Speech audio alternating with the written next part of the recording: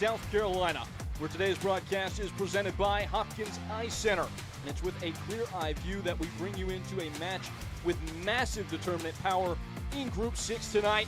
Greenville Triumph throw the doors wide to greet Miami FC. It's the Jägermeister Cup at the pointy end, and it's live. Peyton Geller here with Ross Davenport. And Ross, as you look at the group table right now, you see exactly what we mean.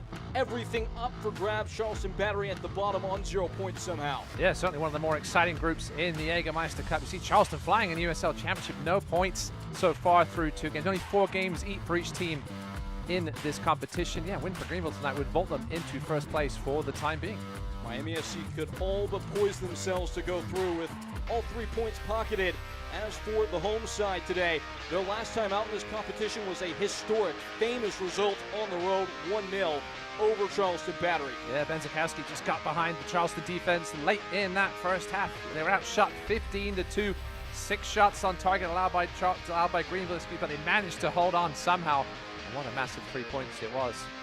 Miami FC on the other side have been good for goals so far in this competition. Match week 1 came back from 3-0 down to take the extra point in the shootout against Tampa Bay Rowdies. In this game against SC Naples, good for 3 goals as well. Yeah, they've been having some fun matches in this competition. Ricketts gave Miami the lead, then they went down 2-1 to the upstart USL League One side in their first ever season. The goals from Diego Mercado, and then Mikey Lawrence with 15 minutes or so to go would finish it off for Miami FC, which leaves them at the top of the table coming into tonight. As we step into the match on hands, all indications there might be a lot of offense in this one. Man trying to slow that down will be Toby Sims of Greenville Triumph. Contributed on the offensive end a little bit in his own right as Greenville got back against Chattanooga. They did. 27-year-old Englishman. He spent some time in Greenville FC during his college days. Came back in late May after finishing his League Two season in England with Harrogate Town. Opened his account, you mentioned Payton, with a go-ahead header in last week's win and assist as well. Look for him getting down that right wing tonight from that fullback spot. Was in the team of the week for the league this past match week. As for Miami, it all goes where Christian Bonifilio takes them. Yeah, listen, this is a talent, 23-year-old Argentine. He spent time in Spain with Villarreal as well as Independiente and Atletico Tucumán in his home country before coming over to Miami this winter. 7 goals this season, ties him for 5th in the USL Championship. Quickly become one of the best finishers to watch in the league with his head as well as either foot and small spaces. Games of growing importance in this competition. Match week 3 in the USL Jägermeister Cup gets going here in South Carolina. When we return, it will be Miami FC and Greenville Triumph. That is the tie on the marquee today. Every day, we get the privilege to serve you, sharing local stories on all your screens. The first alert on breaking news sent through the Fox Carolina News app. Serving you with the earliest heads up on storms through the Fox Carolina First Alert weather app. Live and on-demand newscasts. Fox Carolina Investigations. On your streaming TV. Your stories told right here. Fox Carolina News. I'm Rick Wright, head coach of the Greenville Triumph Soccer Club. The Triumph play here on Palmetto Sports and Entertainment. Watch using antenna on channel 21.2 or on Spectrum 703. The Greenville Triumph play here, Palmetto Sports. El Greenville Triumph y Liberty están orgullosos de asociarse con Telemundo Carolina del Sur. Vean Telemundo Carolina del Sur para mantenerte informado con noticias locales en español y disfrutar de toda la increíble programación de Telemundo. Disponible gratis con antena en el canal 31.1.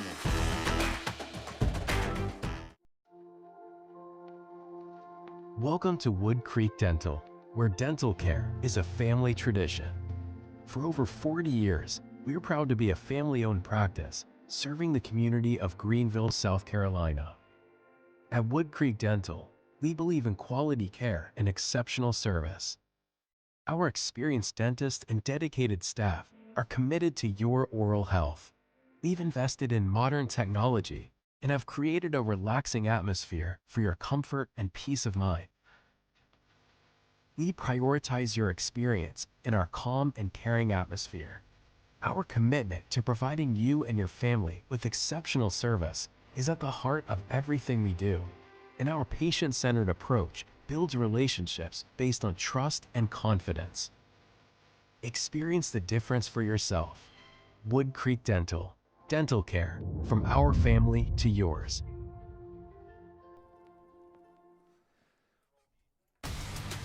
Jägermeister is proud to be the presenting sponsor of the USL Jägermeister Cup. Take a shot at glory and celebrate the magic of this exciting tournament all year long. Please drink responsibly. Lineups fresh from the presses and coming to you. Greenville Triumph up first, and as for Rick Wright, got right this last game, and it's pretty much unchanged, Ross Davenport. Only the one shift as Seth Torman will take up the mitts and start in goal. Yeah, Torman comes in for Rankenberg. He did start the first cup game against Tormenta, did not start against Charleston. Yeah, look for Evan Lee to sit behind Chapo Herrera and Connor Evans in the middle. As for Miami FC and what Gaston Modoni is up to, this is how things are shuffled for him. He said there would be a little bit of rotation, nothing too significant in terms of the star players, but no Knutson, notably in the back four. Yeah, also no Lucas Milano, the former MLS man, income at Toronto, as well as former Greenville Triumph man Alan Gavilan. 92 games for Greenville, 21 to 23, 8 goals, and the all-time assist leader with 16. This is a big one in the first edition of this rendition of the Jägermeister Cup here in South Carolina. Miami FC on the road. They played so well in this competition so far. 3 goals in each of their first 2 matches. They did not start strongly. We're 3-0 down to Tampa Bay Rowdies. Ever since, though, have been in excellent form, and quickly, our center official Edson Carvajal is called into action. Must be the quickest foul in Jaeger Cup history. I think that's a safe bet. About 2 seconds, if that. Referee Edison Carvajal saying to Leo Castro, hey, that might have been a yellow card at any other time. I'll give you a break this time. Leo was not having whatever Miami had rehearsed from the kickoff there. Perhaps something they'd seen tape with Greenville, and a training ground move to start things off. Leo Castro, as you said, wasn't having any of it. Scored the opening Greenville goal last week in that big 3-1 win over Chattanooga. Lovely stooping header from 12 yards out. Greenville have had some problems, partner, starting games strongly this year. They've allowed 5 goals inside the first 15 minutes in the league. It's the most in USL League One in this interleague clash today between sides from the USL League One and USL Championship. Cross deflected on the way through and cleared out by Evan Lee. It's a good spot here for Rick Wright's men, coming off that big win with the performances had been there during their winless drought, but the wins just hadn't. Finally got off the schneid last week. Now you get a cup game. Listen, if you win this, you're right back. You could potentially be in the driver's seat in this Group 6. You lose it, okay. It's probably the end of your cup run, but get back to focusing on the league. Now for a throw, here are the scenarios for the 2 teams. As for Greenville, they can go top of the group with a win here today, most importantly, and then a draw between Naples and Tampa, that Naples win the shootout in and gain that extra point. And then Tormenta falling at the hands of Charleston Battery. Miami with that exact same scenario and a victory in their own right would be all but home and dry to get out of this division, as a yellow card is shown straight away. Edson Carvajal has been required in this first 3 minutes as a Miami player is down. Not quite sure who got the booking. Leo Castro went for the bicycle kick here. Ends up kicking in the face, which I think after the opening foul for Castro, I assume that's him in the book. Risky move. A lot of players in the vicinity, the bicycle kick, because you can end up with nasty collisions like that. It does feel a bit harsh. Castro, it would be easily argued, was just making a play on a free ball in the box. Well, I think he wouldn't have got the yellow. I don't think if he hadn't had that first foul at 2 seconds in, that probably would have been a yellow anywhere else. I think the referee was like, okay, that's enough already, Leo, in the 3rd minute. 2 bits of silliness from the veteran. Leo Castro will have to be cautious, sitting on a booking for what could be beyond 90 minutes with stoppage time. As for the Hopkins Eye Center, keys to the game, Ross, how do you see it? Yeah, so there's 37 fouls in that game against Detroit last week from Miami. They love to get involved in the 50-50 challenges, put some weight into it. Greenville will have to be strong in those duels. As for Miami, we know how dangerous Leo Castro and the whole Triumph team can be. In the end, they scored 3 goals from headers last week. They have been excellent in that department. The aerial threats on full exhibit. Scored more headed goals than anybody in the USL League One this year. Right now, digging in and defending. Chapa up amongst it to the back. Yeah, Chapa Herrera and Evan Lee are going to have their hands full tonight, slowing down what can be a very potent Miami FC midfield and front couple. Well, Francisco Bonfilio and Sebastian Blanco. Veterans, or veteran I should say, in Blanco, the hottest goal scorers in the USL Championship in Bonfilio. Bonfilio enjoying with 10 goals in all competitions. His most productive year as a young professional. Got started early. As you said, most recently playing with Atletico Tucumán. How's my pronunciation there? I like it. Thumbs up. Yeah, big Argentine presence on this squad, obviously coached by an Argentine, Gaston Madoni. Had a good chat with him this week. Does get the translator in, but he will throw his English in now and again, especially when he was talking about this man, Bill Hamid. We mentioned him in our chat, and he said, best goalkeeper in the league, he said. This is true. He jumped over the translator to make sure that that was known. As for the weather report presented by Fox Carolina, 81 degrees, starting to get up there. Both these sides, obviously, though, will have been training in similar conditions and shouldn't be too bothered by it. Chapa Herrera, touch of class, and he's taken down. And feisty straight away, it's Mercado who commits the foul, and the referee will just whisper something in his ear as he passes by. Terrific example of those challenges that Miami they'll leave that leg in there. Sims flying in across. It's tough to deal with. Toby Sims has made himself a weapon in the wide areas, and it's out for a corner. There was some half-hearted calls for a handball, but I think it came off the chest here. Yeah, it certainly came off the chest. And then the foot. Jonathan Ricketts, the former League One man, 1 of 2 on this back line tonight. Would have been 3 if Dalton Knutson was playing. He did not make the trip. 7 headed goals this year for Greenville Triumph in the league, and as you already said, 3 of them last time out against Chattanooga. Ball in from Polak.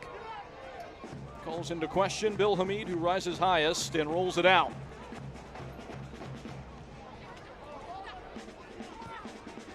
Return ball in behind.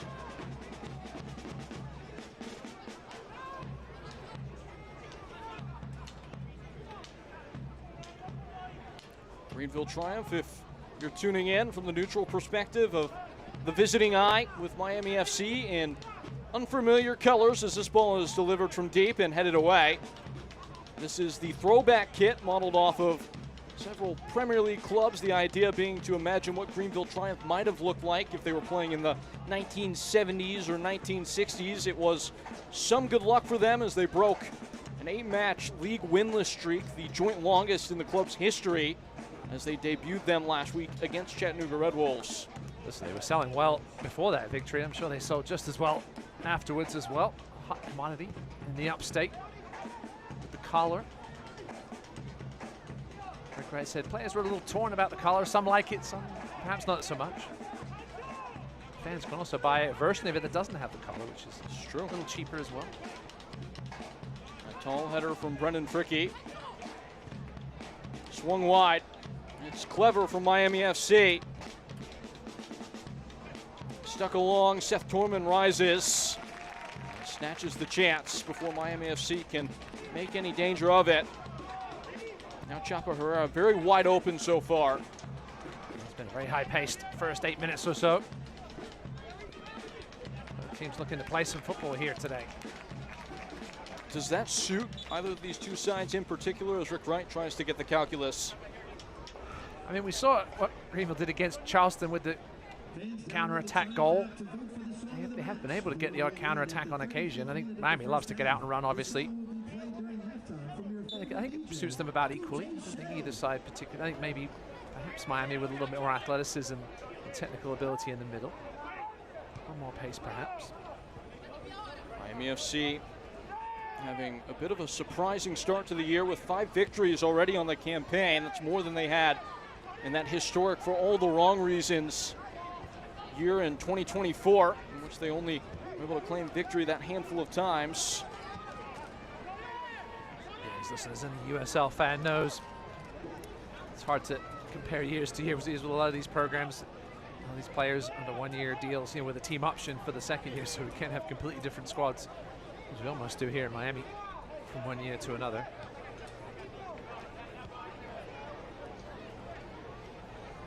One of the big strengths of this group for Miami FC, maybe something to do with the massive reconstruction that they've done on the roster, is the fact that they've been something of a chameleon tactically.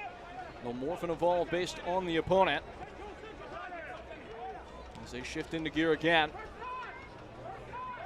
Bonifilio aiming in a cross. It falls kindly, and Tormund sits himself right in front. That could have easily been a much more heart-racing moment for the home side. They ball down the line. Toronto with the run down the left and the cross in and a good header. Tormund in the right place to stop that one. Didn't have to do anything other than catch it.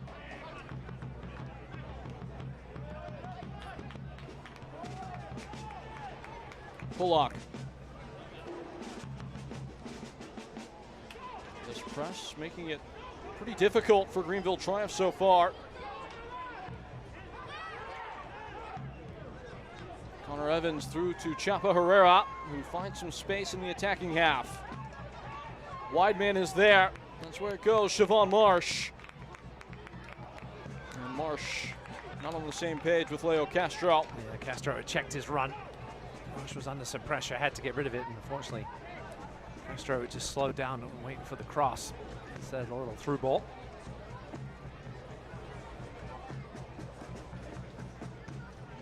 USL on the CBS Sports Network continues the first week of July with 3 hot matchups. Birmingham Legion FC takes on Charleston Battery at 8 p.m. Eastern. That's on Wednesday, July 2nd. Last season's champs, Colorado Springs Switchbacks, they'll welcome Louisville City FC on Friday, July 4th at 9 p.m. Eastern. And then Charleston Battery will battle it out with North Carolina FC on Sunday, July 6th at 5 p.m. Eastern. You can catch all the action on the CBS Sports Network. Plenty of good ones to sink the teeth into there. Trying to make something of that. Miami FC, who again are knocking on the door. Tormund already a bevy of saves to his credit as he cuts in front of the cross. Yeah, any keeper will tell you, like to get into the action early. Pretty comfortable stops for Seth Tormund, who has impressed in his handful of appearances for Greenville. Pretty solid in his last start against Union Omaha, his lone coming in the league this season. Only beaten by an own goal. Has seen some spot action in the cups as well, starting the first cup match in this competition for Greenville this year against South Georgia Tormenta. A tiny turn. Miami FC making an exhibit of their technical quality, and Siobhan Marsh bites in with a foul. There is a swagger and a confidence in the step of this Miami FC side so far in this game, but just generally this year. Oh, understandably so. There's a chance here for Sims to get one of those crosses in again. Numbers arriving for Greenville. You would imagine that's likely to be a booking, and it is. I think it was Bolo Akinyuti that came over from his center back spot. Gives him a reminder that he'll come over there occasionally and step on your foot like that. The referee has issued a caution to Miami's number 21. Bolo expected Sims to go on the outside and try and beat him for pace, and when he cut back on the inside, he was caught a little flat-footed. Just left the foot in there. Now a chance here for a Connor Evans delivery. Akinyoti, the all-time appearance leader for Miami FC, puts one on. A player making only his 6th for Greenville Triumph, and Toby Sims, and one of the best chance creators in the league, salivating over a dead ball. Connor Evans stands and delivers. And we'll need pace and accuracy on this one to make Bill Hamid think twice about coming for it, the veteran goalkeeper. Swooping in. It was Zane Bubb arriving late, and it is out for a throw. A time to tell you that if you download the Fansays app and follow the Triumph You can access all the exclusive deals at your favorite restaurants and breweries. You can just scan that QR code on your screen for complete access to the menu. There's so many great spots to eat in Greenville, South Carolina. Good delivery by Connor Evans. Had the pace and direction. Unfortunately, there was no teammates in the middle. It's seen them some more at the front post and some at the back post. Loose ball in the area. Miami FC do well to get out from their own ends. There might be burgeoning opportunity on the attacking foot. A cross in from deep. It's well located. Just hung up in the air for a little bit too long, but Siobhan Marsh has failed to clear the lines. Leo Castro. A real battle emerging between him and Bulu Akinyoti, and this time it's Castro who chives away through the crowd. Chapa Herrera. That's a good example there. Bulu knew he had a yellow on him, coming into Castro from behind. Castro with his back to go a lot deeper than I'm sure he'd like to be receiving the ball back, and knew he had to be careful. Both those players already booked. Only a quarter hour in. That will be something to keep tabs on. You'd imagine the matchup requires physicality out of both players. Herrera, he's been involved early, shoots a ball in over the top. Robles casting a long shadow. Connor Evans, crossing room. Not a crossing target though.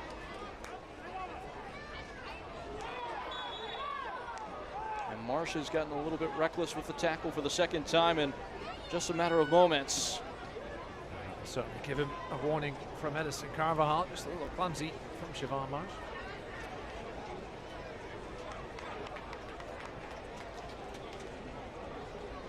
Just got caught on the wrong side of the defender. Knew he had help on the outside from Tyler Pollock.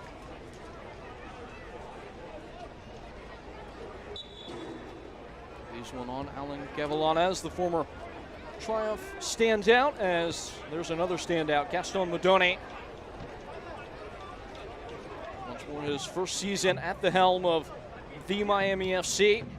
Has a winning record so far, which wouldn't be that impressive in a vacuum, but considering where they're coming from, this program, who was towards the bottom of all historical categories last year in the USL Championship, it's a real accomplishment. Evans trying to accomplish something himself. It's saved by Hamid. Castro gets a nibble, but nothing more. That man has really gone to a different place this year. You would have imagined he was in the twilight of his career, out of the professional game in 2024. He's maybe been Miami's best player in 2025. Yeah, Evans' first touch let him down a little bit. As a result, he had to take the shot with his weaker left foot, but Hamid got down quickly. This, and Miami had all sorts of goalkeeping trouble last season. Bill Hamid has really come in and cemented things there, calmed things down at the back. We talked to Gaston Modoni about the formation of this team. Said they had the idea and the concept, brought the players in to take care of that concept, and a similar style, a lot of them from their Argentine days. It's worked to retreat so far, find themselves above the playoff line.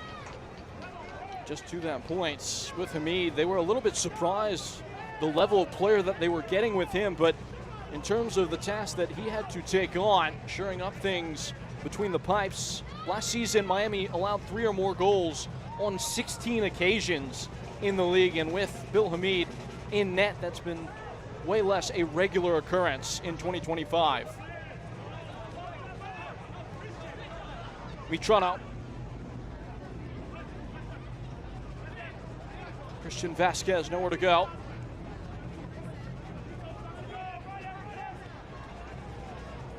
Side-to-side stuff from Miami FC.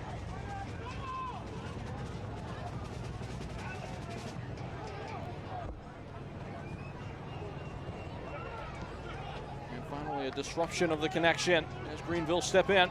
Pollock. Pace to burn for Siobhan Marsh, who has Castro in the middle. And sniffed out by Akinyoti, who played the middle ground so well there, and it will stay on for Miami FC. That is a center back at the top of his game, breaking things up. Bolu Akinyoti. Misjudging the pass, though. The roadside, Chapa Herrera, and now Toby Sims. Back to Bill Hamid quickly. His sister Jasmine actually plays for Fort Lauderdale United. Got to the final of the Super League this season. A new team in South Florida. So nice little combo there of soccer talents in the South Florida area. Castro dropping deep, trying to threaten Bill Hamid's goal. Siobhan Marsh in the middle. And Castro. Leo Castro on a run. Just wriggling the deflection, but Castro still has it.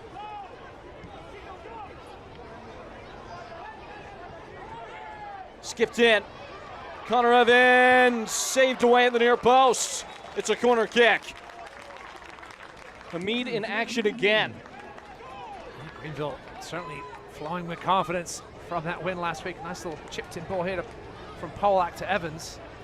Not sure if Bill Hamid actually got a touch on that. Looked like it came off the outside of the post. Referee bought what Leo Castro was selling. He was claiming the deflection. The call.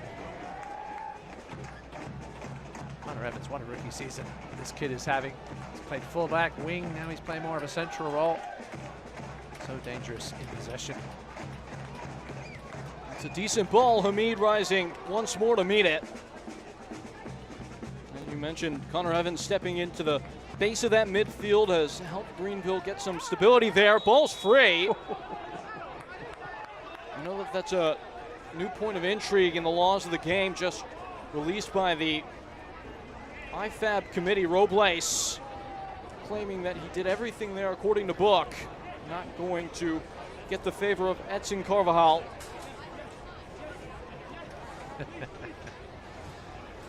It's an interesting one.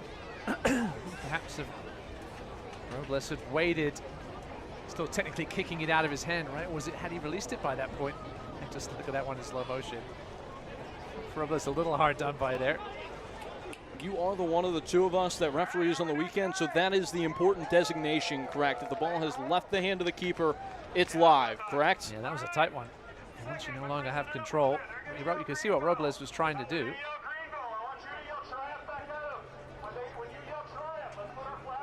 I think they're going to restart this with a drop ball, yeah, or is it going to be a free kick?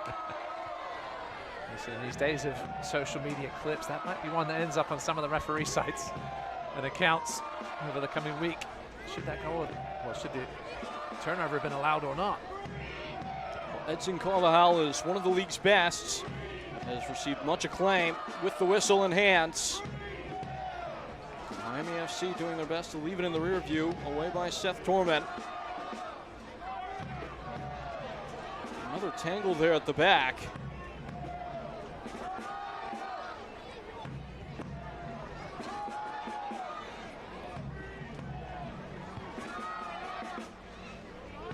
The other game in Group 6 tonight, Tormenta against Charleston. Starts about 8 minutes or so. Keep you abreast of that situation. Miscommunication there yields a corner for Miami FC. We'll have to wait a little bit for all the results to come in, as Tampa and Naples will wait their turn to bring up the rear guard of this particular round of matches, round 3. This first Jägermeister Cup between USL Championship and USL League One teams. The Tampa Naples game will come on Friday night, July 4th.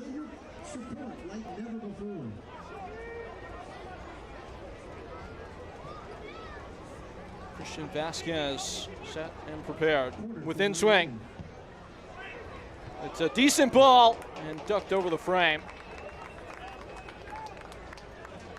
Connor Evans doing just enough there with his goal side position.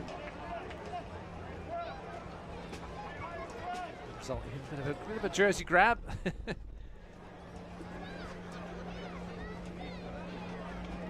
Watch the USL Championship in Spanish on 2DNA, the nation's leading Spanish language sports network. Oakland Roots SC faces off against Detroit City FC on July 5th at 10 p.m. Eastern. Go to USLChampionship.com for the complete USL TV listings.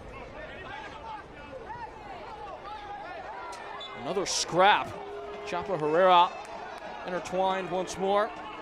It was Vasquez who caught the kick. Looked like Vasquez got a little bit of a shove before Herrera got his lick back in there. This is going to be the problem for Edison Carvajal all night, is who initiated this contact. Vasquez went down very easily. There wasn't much in that. Chaparrera, I'm sure, reminded Carvajal about that fact. Pretty stuff from Miami FC. But Brendan Fricke once more. Steady and sure at the back for Greenville. And now Evan Lee. Pollock. A steadying touch for Connor Evans. Arcing one in behind again. Siobhan Marsh now on this near side. Puts a leash to the ball. Marsh met by two. Chapa Herrera. A bending run in. Castro. Landed heavy on his thigh and it's swept out for a corner. Ross, you were calling for that run to be picked out. Yeah, well, didn't think it would come from there. Castro diagonally into the channel there, but it was a lovely ball in. Castro's first touch was good. Ricketts was over there to defend well. Lovely little chip in by Robles. If Ricketts hadn't been there, Castro was certainly going to let leash there with that shot. Chaparrera had the assist the last game against Chattanooga Red Wolves. As Pollock prepares for this corner, that's the offensive connectivity that was missing, that final product for Greenville Triumph for so much of the early part of the year. See if they can't claim an early lead. Pollock. Hamid fumbles it away. Nobody's there to punish it. Now the counter opens up. Slipping away, that's a harsh challenge from Zane Bubb, and he's fortunate only to get the yellow. That's a great challenge from Zane Bubb. He knew he had help at the back, so there was no chance of a dogso situation. It's one of those ones you do when you're losing in FIFA by like 5 goals and you want the red card, which you might have been in the video game, but in the real game, Zane Bubb had that mistake last time, and obviously being told there that that should have been a sending up. He's disagreeing, as he should. Now, professional foul, no problem with that. Miami FC had a couple of those against Detroit that were booked. That should be a yellow. Maybe the only intrigue there, the fact that you don't often see a player leaving their feet like that to stop a counter. Yeah, I think the contact was just sort of clipped the back foot rather than coming in with the cleats up and catching an Achilles. You leave your feet with the cleats up, very different than sliding and then just clipping the back leg like St. Buck did there. And it's the third name taken from Edson Carvajal. Castro got one pretty quickly inside the first 10 minutes or so. Joined by Polu Akinyoti not too long after that. And this presents a dangerous opportunity for Miami FC.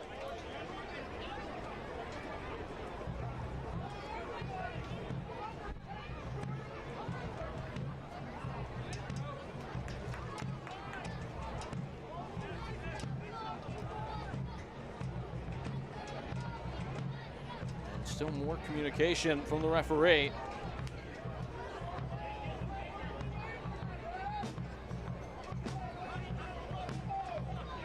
Thunderous atmosphere.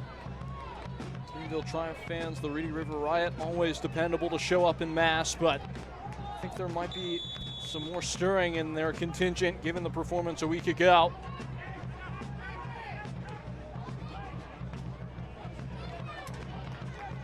Just jarred free and walked out for a throw-in belonging to Miami FC.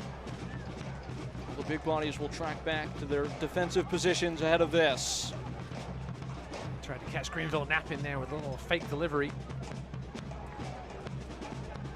There is a degree of cunning mixed into the personality, the DNA of this Miami FC program. You don't want to just label it a Latin American way of playing the game, but it certainly comes part and parcel given the assembly of personnel that Miami FC have put in their stable.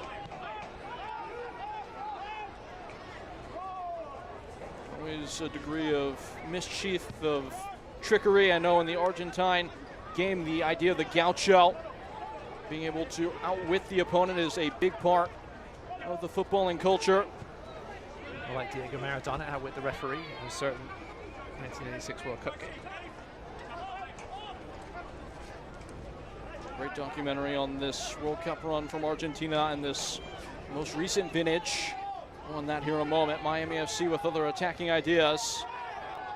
Another shove, and this time Edson Carvajal not having it.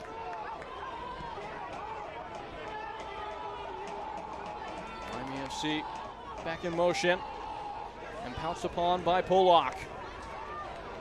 And he's chopped down. It's another clean challenge. Brilliant defensive work from Miami FC. Another snapping interchange. Gloves off between Greenville Triumph and Miami FC. It's just trading right and left hooks. You're waiting for the uppercut. Perhaps another card, but it didn't come, thankfully. Furious jabbing between two unfamiliar opponents here in this one. Castro on the back heel, Herrera through, and going to the outside shoulder when the ball was played to the end was Connor Evans. Siobhan Marsh wanted it that wide. You could see his wild gestures. So look at me on this right side. It's a good ball just on the wrong page. Chapo Herrera and Connor Evans. Just rounding out the earlier point though, a great documentary produced by Ari Menka and the folks at Copa 90 on this most recent Argentine World Cup victory. A lot of the idea behind why Lionel Messi wasn't as widely accepted in Argentina was the fact that he didn't have that slyness that Diego Maradona, who would be happy to put a hand on the ball and knock it in the back of the net to your dismay, Ross. That's not something that Messi had, but it is in the spirit, that kind of foxiness, if you will, that Miami FC play with. No other comment on the hand of God? I was only 10 when it happened, thankfully, so most of it has been erased from my memory over the years.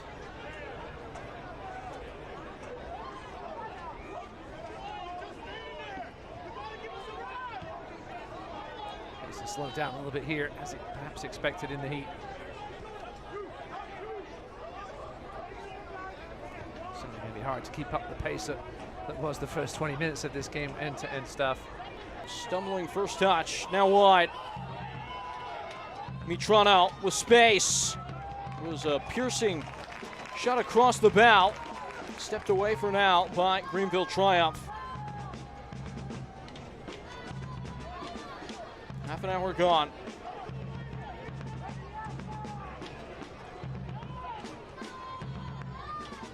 Wasn't really the most confident bit of clearing for Greenville, but it does stick to the foot of Siobhan Marsh, who's by himself on the charge. Pass in is blocked. Chapo Herrera was making a darting run in behind. It's out for a throw. You see Rodrigo Robles drop down, and they will take a break for hydration. It's always going to be tough for Siobhan Marsh there, even with his pace. He had 3 Miami players in the vicinity. He was waiting for help. He got it, but the ball was always a little hopeful. That's why Leo Castro wasn't up on that play. He was down on the ground. This is a Fox Carolina hydration break. We told you at kickoff it was about 81 degrees. And given the tempo of the contest so far, not surprising that several are sucking in oxygen and water. Yeah, we've had some weather issues around the country this weekend. Obviously not just the heat, we have had some storms. I know the Charlotte game delayed at the moment. You can visit shoptriumph.com to check out the latest merch and kit launches. Good look at those new kits that, given the current climate, are a couple shades darker than what you can purchase them for. They have a nice little diamond pattern on them that you can't really see with the sweat. Rick Wright claims he's a semi-West Ham fan. Seems to be going around. He like yeah, Doug Irwin as well. Villa fans will like it. Burnley. Certainly a number of teams in England with the claret and blue. Several semi-West Ham fans, is it? So I think when you work for a soccer team, it's hard to sometimes be a fan of other teams because you can't spend so much time at the pitch. Keep an eye on other teams, but a bit more focused on the league you're in, I think. Doesn't stop you from making sure to be fully abreast of everything Bournemouth. And England, obviously U21 Euro champions today. Second time in a row. True. And if we can just get some of them playing for the main team in the next couple of years, we'll be all right. You and Toby Sims can celebrate that.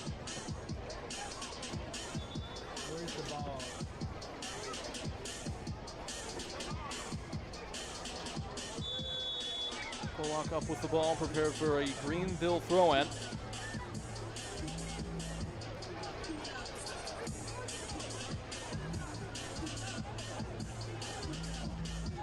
Funky beat breaking out. Just told the DJ he needs to stop there. There we go. Well, to say, I don't know if that's all the way to guidelines. Chapa Herrera, though, seems invigorated. Connor Evans, pretty patterns from Greenville Triumph. Herrera's open in the area. He's clattered. Akinyoti has won the ball clean. Pollock snatching it back. Pollock goes for goal. It's blocked. Notably a player who's never scored in his professional career. Every time he gets a chance, Ross Davenport up and out of his chair, but nothing more than a corner. Yeah, Leo Castro certainly took some contact. We'll see a look at it here from Bolo Akinyode. I mean, I'm not sure there was enough for Castro to go down. It wasn't like Bolo came flying in there. Sort of stood his ground. Castro went down perhaps a little easily. Evans is prepared. 10 minutes to the end of a fast-flying first half. We've certainly seen those being given, though. Headed on! And snatched high. Leo Castro was in the region, man amongst many. I think it's Brandon Fricky. Yeah, from the back.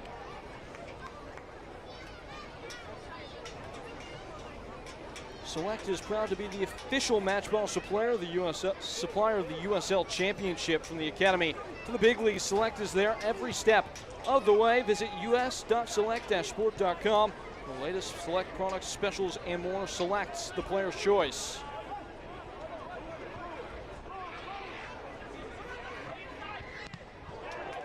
Pass blocked out of the back. Castro latching on. Leo Castro!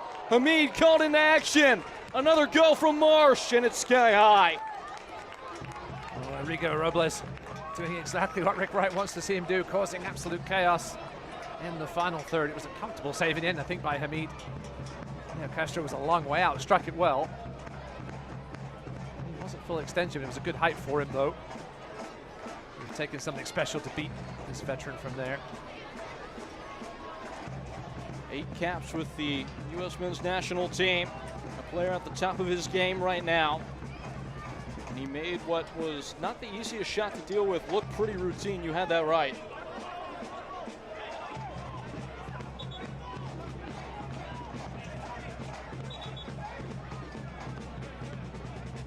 One thing is becoming evident, though. This game will come at a cost. It has been nip and tuck, gnashing of teeth, and Bonafilial is the one that is currently feeling the bumps and bruises. Look at the challenge there, yeah, a little too much from behind by Zane Bub. Doesn't really have the yellow. That professional foul earlier. We'll mention it early that Greenville do have a midweek game coming up against Westchester. So Rick Wright may have to be a little calculated with his substitutions in this one, especially with the conditions and the road trip coming up. We'll get 10 days off after that before having to head away to Forward Madison. All systems go right now, though, trying to make it 2 wins on the skip. Chapa Herrera. Not even he could find himself free of that. The dummy. Entered in by Pollock again. It's a bit awkward. Lost the ball in the sun, maybe tracking it. Looked like it was Mitrano. Did not get the leveling of that. It's another corner, and Greenville Triumph. Chance to dial in again. Mitrano was sort of caught out by the ball. Backpedaling. Just trying to get it back to Hamid, but because of the back pedal, couldn't get the right side of his head on it and out for a corner. We'll see if Tyler Pollock can take advantage. We've got a goal in the other match in this division. Charleston with an early lead over South Georgia. A result that both of these teams will like to see. Battery can pull out the 3 points there. 2 losses, they're pretty much done. In by Pollock, able to meet it. It looked like it may have been Fricky again. Just clash of heads on that one. Went for the ball. One of them got the ball, and also the other player's head. Fricky has been the constant this year. virtually played every second that Greenville have had for several years now, and as you said, it is definitely a coming together of heads. Ricketts, the former Chattanooga man. They will have had many encounters, those two, down the years.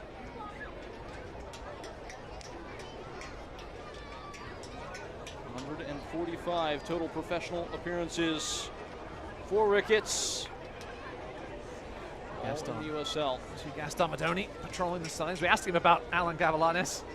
He hasn't played as much, I'm sure, as he would like to of late in the USL Championship. Gaston said, I like Alan a lot. I had actually had a conversation with him this week. He said, told him it's an injustice that I haven't been playing him as much. He said when the team really started to hit their stride, he wasn't in the 11. So that's kind of been keeping him out of the side. Also a great person, as he mentioned. I'm sure Renier Riot gave Alan a good welcome back when he came out earlier today. Greenville Triumphs all-time league assist leader. Next closest, Evan Lee of active players. Still with a ways to go on that mark. Gavilanes also top 10 in club history for goals. That one is shuffled in behind. It's a quiet night tonight, though. I barely mentioned it. I feel like Miami FC had a good foothold in the first 15 minutes, but Greenville have been the side that have had much more of the attacking fervor throughout the duration of this half. Two players with the fewest touches for Miami. Gavilanes with 12 and Bonfiglio with 13. That will certainly please Rick Wright. Keep Bonfiglio away from that ball. Another foul given. The same pub this time toppled.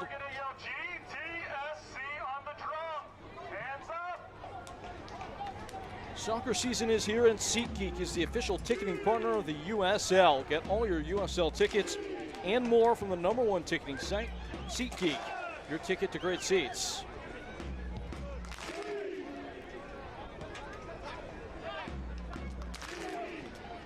This is Chapo Herrera.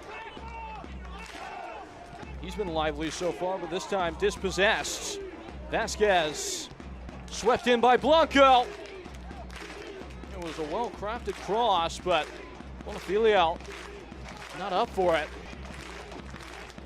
Been a frustrating first half for our player to watch. Miami with the edge, heavy edge in possession, 62.2%, but only 4 touches.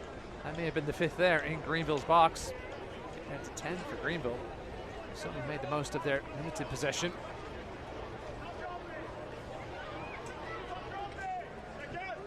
That might be a good thing for Miami FC. They've been much better against the ball this year.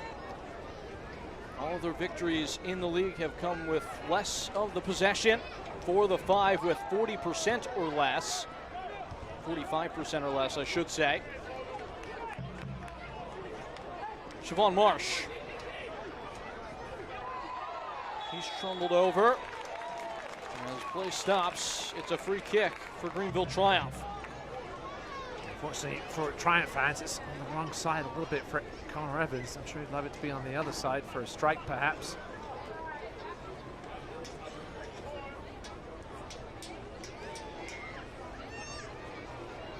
It's been stop and start so far. You can expect a pretty decent amount of stoppage time, I would imagine.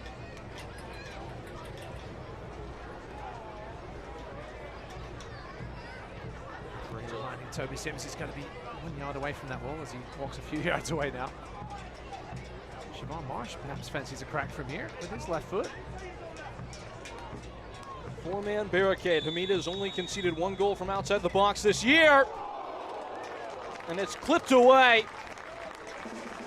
Nothing more than a glancing blow to the woodwork, and some wide eyes from the goalkeeper of Miami FC.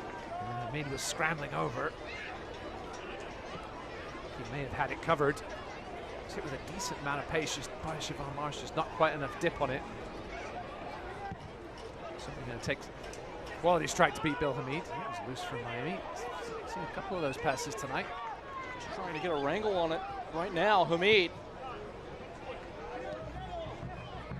Dicing with danger, but navigating out from the back. Vasquez, it runs through. Mitrano arriving. closed down by Toby Sims. First little bit of extended combination passing we've seen from Miami. Not the first time tonight. Toby Sims there to intercept.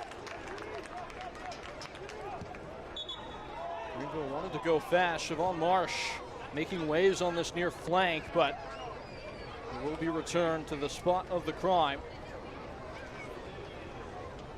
Heading towards the 45 minutes here. Rick Wright will certainly be the happier of the two coaches. Team continuing to play very well. They haven't found the back of the net, which perhaps is going to be his only complaint at the break. Gaston Madoni will certainly be looking to figure things out in the final third. Been very, very quiet in that department so far today. Just 3 shots. 1 on target for the visitors. Off the restart. Another dangerous ball from Miami FC. We talked to Rick Wright during the week about, obviously he scored the 3 goals last weekend, but there was the defensive performance against the Chattanooga side that's looked dangerous in the last few games. Completely limited them. Only had 40% passing completion percentage. It's only 3 minutes of Hopkins Eye Center stoppage time.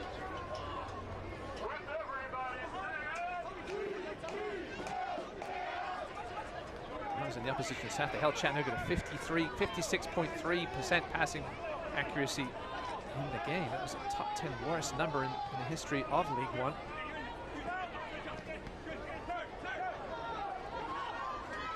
Taken up by Chapa Herrera, who's bundled into.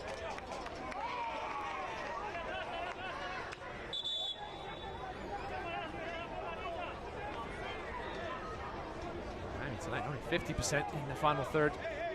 Haven't had many passes though.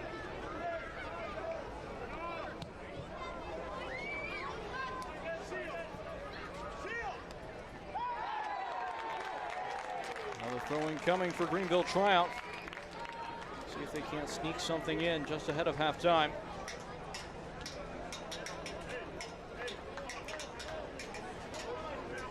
Promising first half for Rick Wright's bunch. For sure, we mentioned Lucas Milano tonight, former MLS man for Gaston Madoni, so one less offensive option on the bench for him in the second half. The likes of Mikey Lawrence, who got a red card late in that game against Detroit City last week, but they don't carry over to the Cup. Lobbed in. Not cleared away yet. Evan Lee has a strike. It's blocked. Bouncing away from Miami FC's end and into the clutch of Tyler Pollock. Sharply hit ball that's well settled by Toby Sims. Swept in, stabbed away.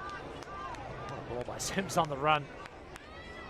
Perfectly hit with pace and accuracy. Well dealt with in the end by Miami.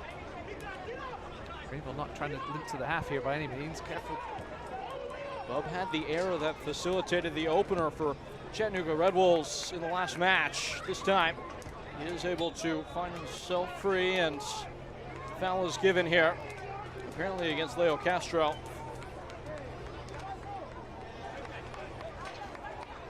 That could bring a close to the frame.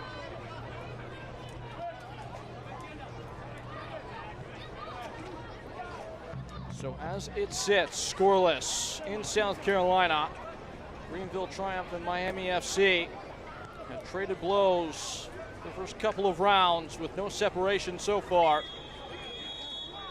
And 2 shrills of the whistle. And all to gain between Greenville Triumph and Miami FC. Partner, what do you make of the first 45? Yeah, very well played first half, especially the first 20-25 minutes were wide open. Both teams going end to end as the heat got to them. I think as the half went on, things slowed down a little bit. But yeah, it's going to be interesting second half. See if these coaches make early tweaks. Pictures and memories of the first frame of play here in South Carolina. Upstate Spine and Sport halftime coverage is coming to you on the other side of a break as Greenville, despite fabricating a couple of close chances, have yet to find a way in front of their opposition on the day. Folks, don't turn that dial. We've got much more coming up. Dance like nobody's watching. Except when people are watching, like your roommate and the new boyfriend you forgot she was bringing over. Believe in yourself. But know your limits, because right before an interview really isn't the time to try being a hairstylist. Anything is possible. So yes, winning is possible, but so is not winning, which means sometimes the best way to play is to save some possibility for another day. The South Carolina Education Lottery, supporting better players and a better you. At Johnston Orthodontics, we combine art and science to create your perfect smile. After a thorough exam with x-rays and digital models, we design custom aligners tailored just for you. With our on-site 3D resin printer, these designs come to life, ensuring a perfect fit every time. Ready to tame your smile? Call us today at Johnston Orthodontics. At Piedmont Natural Gas, being a part of the communities we serve is important to us, because to us, community begins with you. We strive to address the needs of our communities by investing time and resources to help improve the quality of life for our customers. For over 60 years, we have funded programs that support education, the environment, and community impact. Our Energy Assistance Program, Share the Warmth, helps customers pay their energy bills. We're committed to helping our neighbors by powering the vitality of our communities. There's a new airline in town. Breeze Airways has arrived at GSP International Airport with nonstop flights to 5 cities nationwide. Enjoy low fares, no change or cancellation fees, and convenient nonstop service. Make your next trip seriously nice on Breeze Airways. Visit flybreeze.com to book your flight from GSP today. Jägermeister is proud to be the presenting sponsor of the USL Jägermeister Cup. Take a shot of glory. Celebrate the magic of this exciting tournament all year long. Please drink responsibly. Drinking in the name Greenville Triumph. Much more to look behind the curtain inside the USL. We got something special for you here now.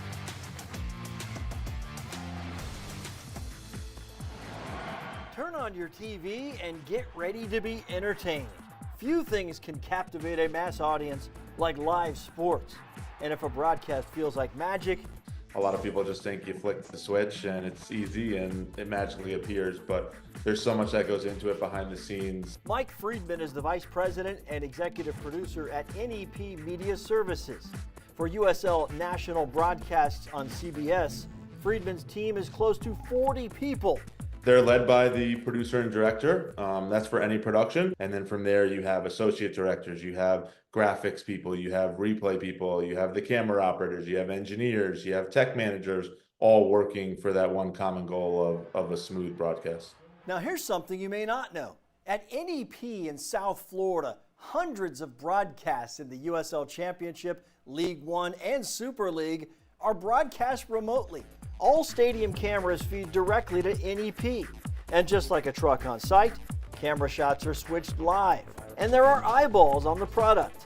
In April, CBS's production of Phoenix Rising FC at San Antonio FC peaked at 776,000 viewers. The way we do TV for other sports is different than soccer. So it's finding that sweet spot of taking what people are used to seeing and adding that American TV touch into it.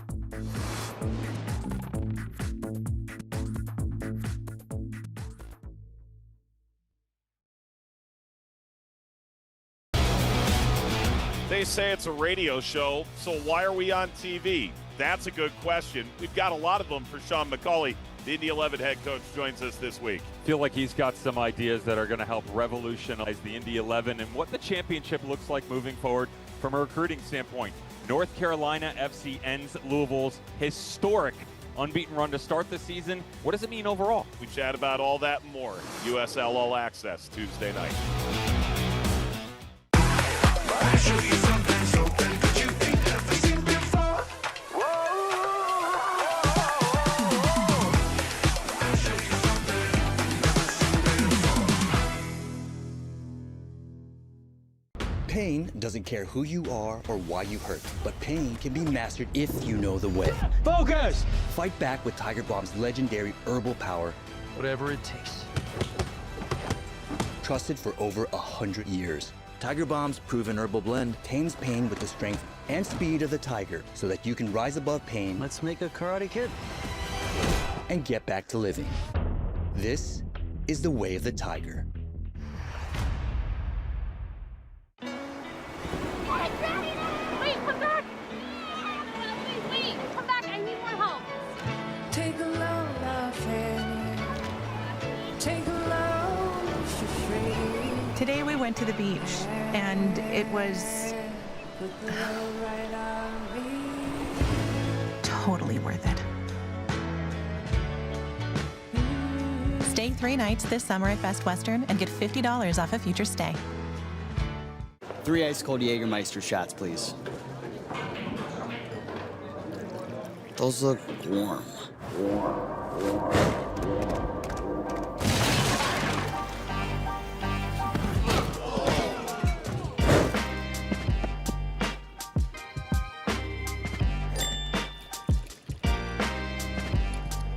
Serve it cold or don't serve it at all. Jägermeister. Damn, that's cold. Brilliant strike from Nicoletto. Push the switchbacks up 1-0. Slotted toward goal. A flying start for Charleston Battery at home. What exactly is a Sully steamer? Our sandwiches are made to order, which means once you've taken a look at our big menu and narrowed down your options, we go to work. Our sandwiches are stuffed with fresh, flavorful ingredients and then placed in our special steamer until the sandwich gets warm and soft and fuses all the flavors together to achieve the peak of tastiness. Are you hungry yet? Scoreless at the break here in Greenville, 0-0. News and notes from around the divisions, USL League One and USL Championship. Here is what there is to report, and for Louisville City, just up the road, North Carolina FC finally ends that unbeaten run to start the year. 19 games they had been unbeaten, 4 games shy of the all-time record. That one is a big result for North Carolina FC, Ross. It is, and those two teams will face up again tomorrow in Jägermeister Cup action. Loosely, definitely both teams needing a win with only 3 through 2 games. And then it's a big addition for Orange County SC as they use their strategic partnership with Rangers in Scotland to bring in Stephen Kelly. He will help things shore up maybe a little bit for an OC side that had been uneven this year. And in this division in the USL League One that we see the home side playing today, Spokane Velocity are the ones setting the tempo. Some questions about how they would respond having gotten to the final in their first year of operation last year. Getting thrashed by Union Omaha in that one, they are off to a flying start. As for the rest of this competition, here in the Jägermeister Cup, a delay of action between Loudoun United and Charlotte Independent, with plenty to whet the appetite from around the happenings of the Jaeger Cup. Yeah, that game should be getting going in a couple of minutes in Virginia. Detroit City losing to Hartford. No League One upsets at the moment. At Madison over Knoxville in that all League One matchup. Down bottom right corner there. Plenty more to look at from around the competition as the nightcap tonight features Oakland Roots and Monterey Bay FC, and right after that you can see that Spokane Velocity side in action against Las Vegas Light. That group in particular, Group 1, very interesting out west. Yeah, must win there for Oakland. No wins through their first 2 games. Spokane will be looking to get towards the top of the table if they could knock off Las Vegas. More live scores coming in, and pertinent to this group in particular, Charleston Battery engaged with South Georgia Tormenta, and for both these sides, they will be happy about how that result is going. No, for sure. Texoma taking on Phoenix. This should be an interesting little matchup coming up at 8:30 as well. Then in the late hour as well, OC in Sacramento Republic joins up with the matches we already told you about. We step aside. Second half coming to you when we return here in South Carolina, 0-0 between Miami FC and Greenville Triumph. Just breathe. Just breathe. Breathe. Woo! Let's take this thing higher. Higher than you ever been. Stand tall like Everest. I mean higher. You ain't gotta settle in. Go places they never been. We go higher. Non-stop. Take it to the top even when the ball drops. My man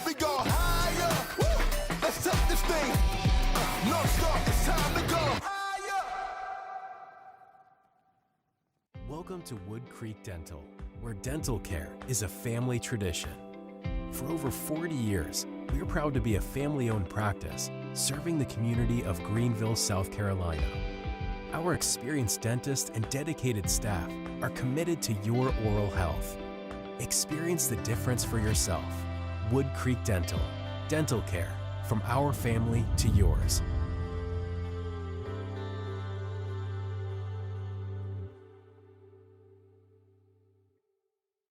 Every day, we get the privilege to serve you, sharing local stories on all your screens. The first alert on breaking news sent through the Fox Carolina News app. Serving you with the earliest heads up on storms through the Fox Carolina First Alert weather app. Live and on-demand newscasts. Fox Carolina Investigations. On your streaming TV. Your stories told right here. Fox Carolina News. I'm Rick Wright, head coach of the Greenville Triumph Soccer Club. The Triumph play here on Palmetto Sports and Entertainment. Watch using antenna on channel 21.2 or on Spectrum 703. The Greenville Triumph play here. Palmetto Sports. El Greenville Triumph y Liberty están orgullosos de asociarse con Telemundo Carolina del Sur. Vean Telemundo Carolina del Sur para mantenerte informado con noticias locales en español y disfrutar de toda la increíble programación de Telemundo. Disponible gratis con antena en el canal 31.1. Back from the break, 0-0. The score between Greenville Triumph and Miami FC here in the Jägermeister Cup. Halftime highlights presented by Hopkins Eye Center. A clear look at what was an exciting half of play. Peyton Gallagher with Ross Davenport and Ross. Early on, it was Miami FC throwing the first stone. Yeah, it was an entertaining first 15-20 minutes, especially down the final thirds. This was a good solid header, but right at Seth Torman in the correct spot on his line.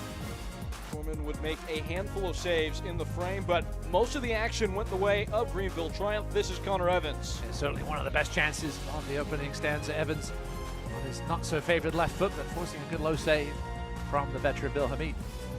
On to the 20th minute. Greenville knocking at the door again. Once again, Connor Evans involved. This one, the referee said it came off Bill Hamid. From this angle, it looked like it might have just hit the post, but could have hit his right hand as well.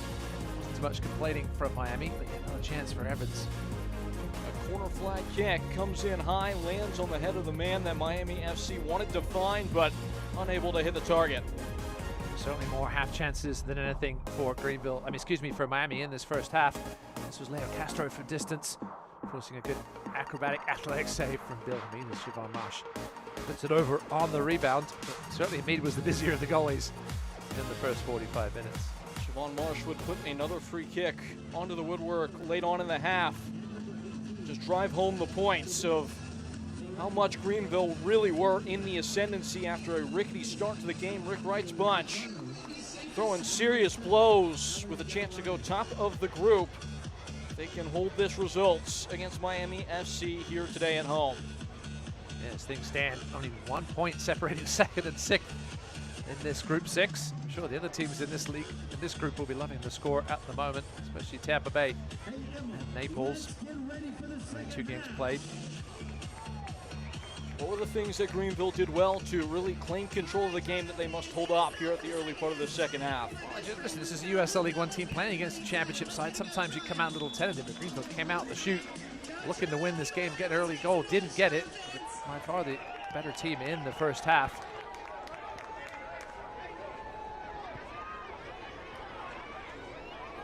Changes for Miami FC.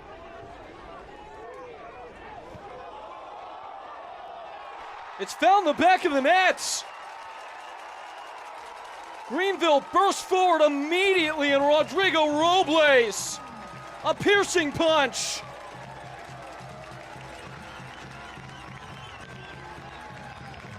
Well, we talked about coming out to shoot fast in the first half.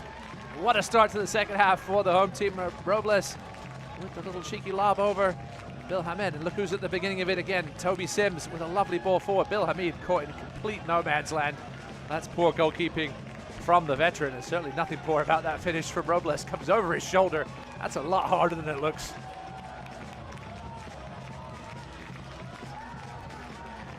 Audacious from Rodrigo Robles, the wild card in this Greenville outfit. It's a joker for Bill Hamid as the side from South Carolina find themselves a goal ahead only a minute into this second half. Miami just caught napping. Long ball from Toby Sims was a peach, his second assist in as many games, and that's certainly got to be up there for hopefully goal of the week, because that was no easy finish from Robles for those that have played the game. Over the shoulder on the volley.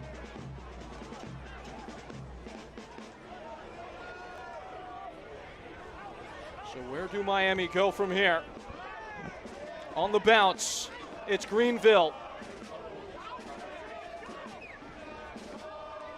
Siobhan Marsh. A plume of smoke rising. Greenville on the go and slapped away.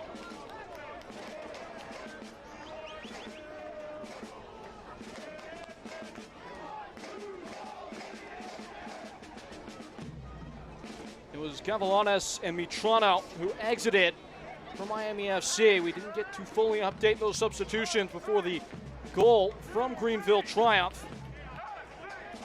Disappointing return to Greenville for Alan Gavilanes. Pretty much a non-factor in that first half. Diane Veron and Tobias Zarate in. Another entry into the area. Robles, full of confidence apparently. Those of you that followed soccer for a while, Diane Veron, the son of former Argentine players, Juan Sebastian Veron. Advantage being played. Darting wide. Miami trying to erase the deficit straight away. Here is Veron.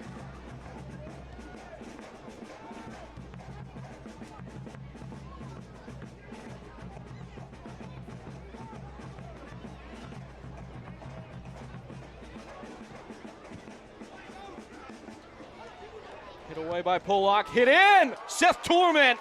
A flash of the gloves.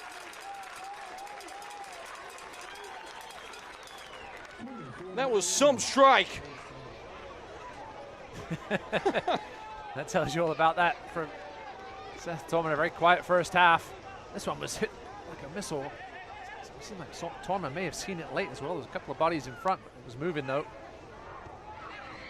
Well met just inside the penalty area there. A man going down. Referee is having none of it.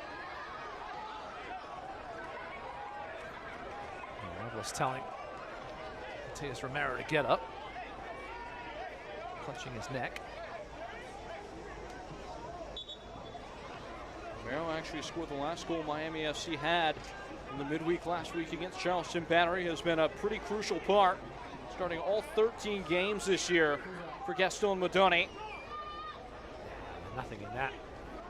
Robles didn't even have his hands up, didn't seem anywhere near Romero's neck.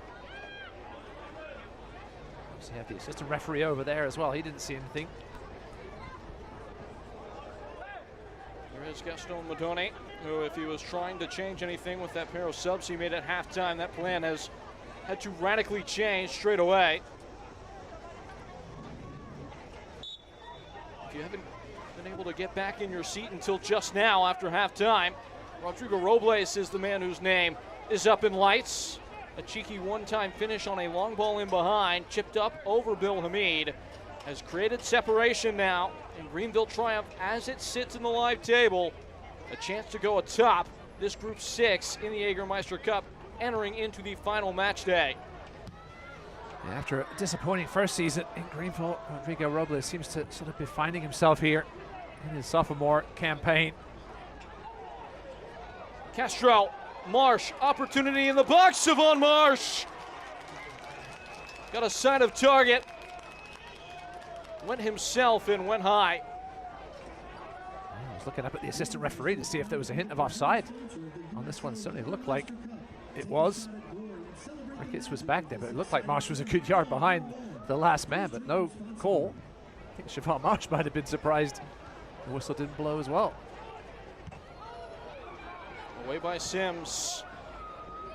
Pressing that back line again is Marsh as well as Castro.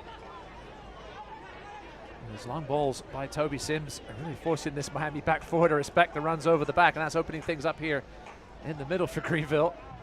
This has been as active and lively as we've seen Chapa Herrera in some weeks, aside from really that performance against Charlotte Independence as the foul is given. Yeah, Rick Wright's been tinkering with this lineup all season. I mentioned he's just had the struggle of trying to get the best 11 on the pitch. Obviously, the best 11 may change as the season goes on. He seems to have solved his right back issue with Toby Sims, no doubt about that. Evan Lee arriving.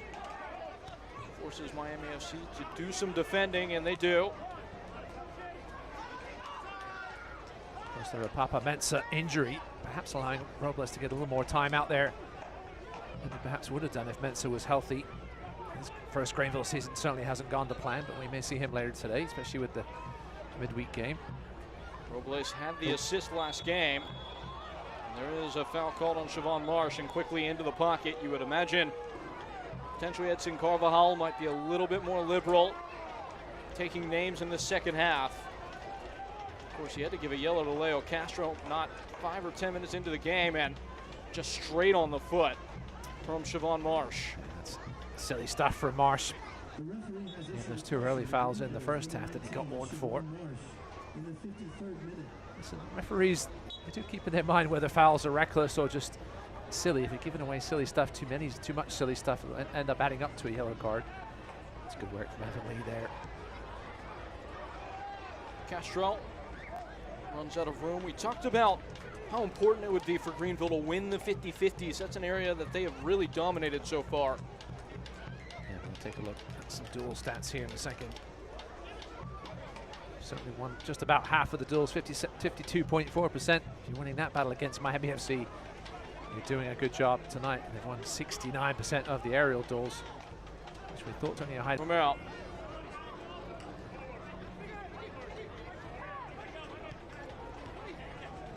Miami have struggled a little bit in recent weeks for offense. They get that win against Charleston Battery, but that was a 1-0er. They need to find some, and they may need to find more if they can't defend what's brewing right now for Greenville Triumph. Chapa Herrera. Centrally, Connor Evans was trying to return the favor, and it's beamed back by Miami FC, who are under siege right now to start this second half. A shove from Evan Lee breaks up the tempo. Connor Evans might have been better off just being a little selfish there, taking a crack from distance. He did have Bolo Akinyode bearing down on him. That's sloppy for Miami. It's been a frustrating night.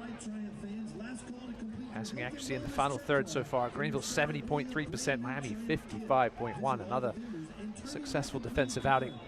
Claret and blue. At the base of that midfield, ever since shifting to the current shape Greenville are occupying, that's certainly how Rick Wright felt in our conversation with him heading into this match. Said that Lee's maybe not had the best season by his standards, but has been crucial in solidifying things in recent weeks. Yeah, obviously he's been moved around a ton. Evan Lee has played almost every position except out wide for Greenville during his career. Chested along by Matias Romero. Carving in a cross, cut away by Robles. And again, it's Greenville first to arrive to the loose ball. Castro, a nifty flick. Chapa Herrera, engine engaged. Waiting on reinforcement to arrive. How stretched do you really want the game to be if you're Greenville right now? So the way they're playing and winning these individual duels, looking dangerous every time they get into the final third. I don't think they'll mind it. Again, it may impact the way Rick Wright goes to the bench and when he goes to the bench. I think they're going toe-to-toe with a team that you think would have enjoyed it perhaps a little more with their technical ability and bite, but Greenville hanging in there. We've got obviously Sebastian Velasquez on the bench. As we'll see him maybe later on. Watch out, here's a chance for Miami. Who's there again? Just not tuned, yeah, by Blanco.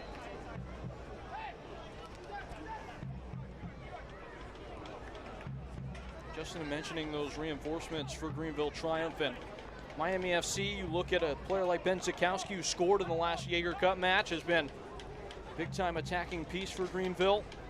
His goal was the one that determined the day against Charleston Battery. Many coaches will tell you good defense starts with attacking. We see those fresh legs from Zakowski. Mensah, he's been playing a ton lately, so he should have plenty of running still in him for this final half hour, perhaps. Benzo has not played more than 11 minutes in the last 9 games for Greenville, all competitions. Been out with an injury the last couple. A shifting of the hips. Blanco going for goal. And it's up and over. We got an equalizer in Statesboro. It's from a former Miami FC player, Gabriel Cabral. The equalizer makes it 1-1 in the other game in this group. That shot just skims over the top of the bar. Not saying that Tormund got a touch or a deflection on the way through. Either way, it's a corner for the visitors. Beg your pardon, that was actually Christian Vasquez cutting in onto that left foot. Another swerving delivery. Evan Lee flicking away.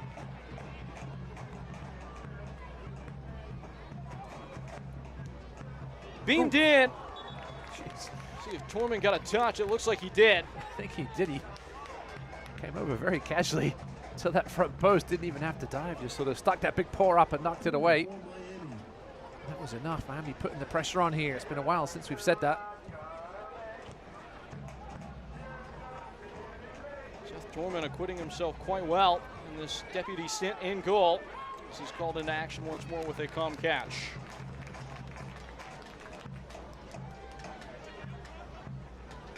Fans, don't miss the action. Secure tickets today at triumphtix.com.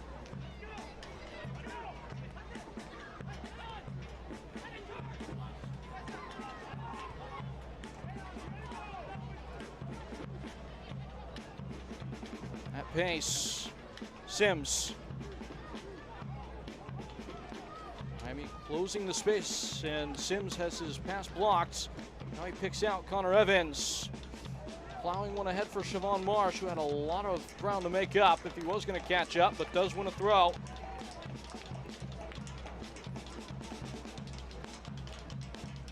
eFootball is here. Live your dream, rep your team, and play as your favorite USL Championship club. eFootball is free to play. Download now. You can pick out this Miami FC outfit if you so choose. Be a fun one to grab the sticks for. Long throw from Toby Sims. Smashed clear. Once more out for a throw. Fans, it's time for the lucky row of the match presented by Spectrum. Tonight's lucky row is sideline section away side, row D. Congratulations, you won a Triumph. An hour gone. Rodrigo Robles, the sparkling point of difference. Once more, it's a throw-in. This is a very similar loss to the Chattanooga play, of course, in this one. Yeah, they just stifled anything that Miami's had to offer, whether it's long, short, even medium range. Miami really hasn't threatened much at all other than these last couple of minutes with Seth Tormund having to make a couple of half-decent saves.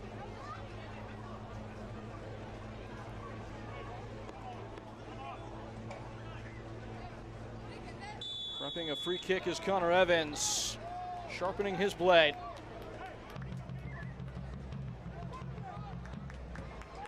It's another well-shaped ball. Fricky's there, blocked on the way. Gratefully so for Bill Hamid. Zane Bob was in the vicinity on the original delivery. He fell to Brandon Fricky. Made good contact, but couldn't get past the defender. You could tell the center back was charging up to hit that ball with all his might. Guiding along, Miami FC working through the gears. A tightrope acts, and still coming. Lovely from Vasquez, who approaches the box. Vasquez! Creamed high. He's waiting for support. Triumph had the numbers back, so they were quite happy to play off him a little bit, at least till he got to 18, 20 yards out. So we may have a couple of changes coming for the home team here. Can't watch the match? Turn on Sirius XM FC 157, North America's only 24/7 source for engaging soccer talk, including USL All Access on Tuesday nights, plus your live matches from the USL, MLS, Premier League, and more, all on Sirius XM FC 157, new Sirius XM app. Here's Ben Zakowski coming on. Injection of fire and brim. for Greenville Triumph. And we saw Zeke Soto as well, coming in for Rodrigo Robles, who's run himself ragged tonight, has the yellow card, so we don't want to risk anything there, especially with so much that could be riding on this next cup match for Greenville. As everybody gets fit and healthy, you start to see the real depth emerging potentially. The Upstate Spine and Sport adjustment of the match. Soto scored the last time out. It was his first professional goal, the third icing tally against Chattanooga. Zakowski, we've already told you about his particular exploits as an offensive weapon for this Greenville group. Chapa Herrera straight in. Chopped down. Likely a yellow card coming. Looked like it was Verone who left the leg out. Yeah, Chapa, probably one of the best performances we've seen from Chapa Herrera this season. Running the midfield. That was a lovely little jink inside. He knew exactly what he was doing. Chapa Herrera there. There is a real art in that, knowing how to position the body, especially as a smaller player. We've seen plenty of Miami players execute that as well. It's another free kick. So Zakowski will go on the right to replace Robles. We'll see as Zeke Soto sort of floats. He may sort of play that free flowing Robles role.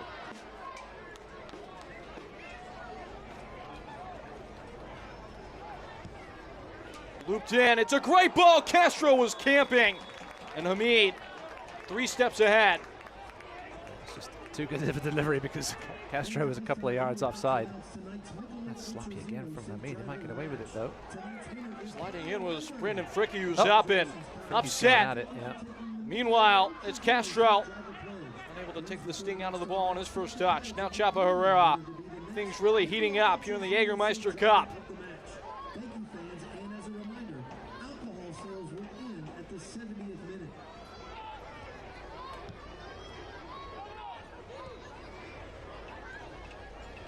Interconnected play. Miami FC prowling forward. It's a prying pass to the opposite side that never reaches the intended mark as Zeke Soto intervenes.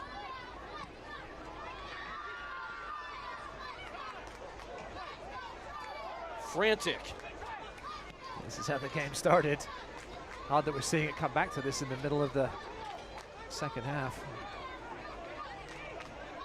Romero on the overlap. Verone darts a ball in. It was silky smooth and it set up well, but Torment once more, it'll put his name right in the headline. That was a lovely teasing ball. Toby Sims caught out a little bit at the back post here by the pace and accuracy of this ball by Verone. How about the performance from Seth Torment so far? Yeah, very quiet first half, but he stepped up here since the break. Some very timely stops. Castro charted a pass towards Zakowski. It's not something we normally see from Castro, picking it up deep like that and looking for the ball in behind for the winger. It was almost a delightful pick out of Ben Zakowski, just a yard or so off the pace of that ball. Only the 1 assist in the league this year. Leo Castro to go with 7 goals at 37 years of age.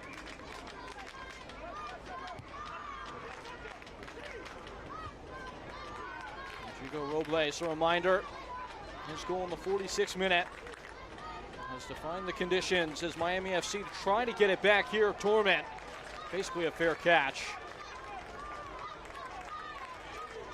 We will milk every second. We are into that period of play with less than 30 minutes in the tie. Of course, we've seen the 8-second goalkeeper rule being in effect in the Club World Cup and Gold Cup, but not in effect in League One because it started still early enough. And next season we'll see it in USL League One. Hooked into Ben Zakowski, who swivels and pivots and is dispossessed. Miami FC pinch it back, a heavy touch taken away by Greenville. Chapa Herrera. And this is the pace that Greenville will be happy to play at, knocking it around and then daggering a ball in behind. Castro catching up. Not the second time, goal kick. The USL Championship and League One are on the CBS Sports and ESPN platforms all season long. Catch live matches and expert analysis every day on the CBS Sports Golazo Network and ESPN+. Go to USLChampionship.com or USLLeague1.com for the complete USL TV listings.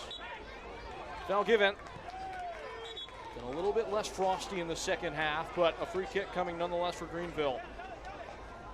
Yeah, look to slow down the pace here a little bit, take a little sting out of it as we get to this halfway point of the second half. Polak. Spotted wide as Zeke Soto. Fancy footwork. It was Jonathan Ricketts that was entangled there. It's another free kick.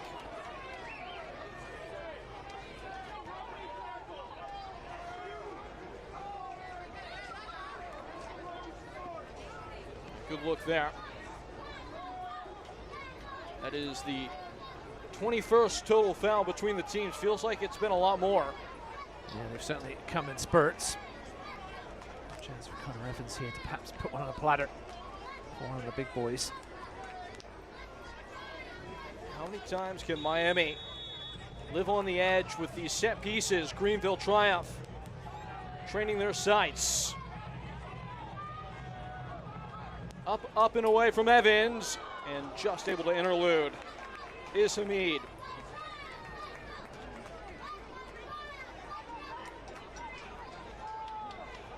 When does Gaston Madoni maybe look into his dugout and change the equation even more? Those first two subs were made just before the goal from Greenville.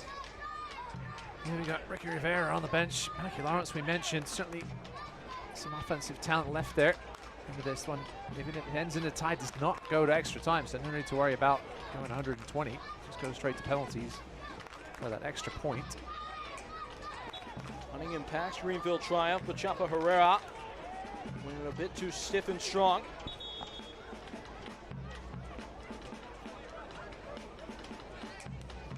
Four shots apiece for each of these teams in the second half, and here is the aforementioned Mikey Lawrence, who I thought was a little hard done by his red card last week in the league against Detroit.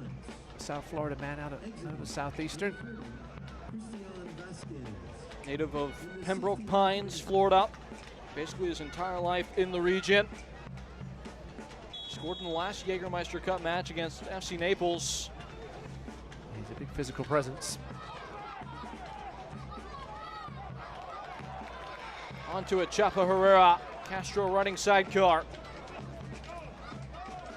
Big void of space for Connor Evans, who now defers for Evan Lee. And Zakowski streaming forward as Toby Sims cuts in across. It's stepped away. Bolu Akinyode with the cover. It's a corner.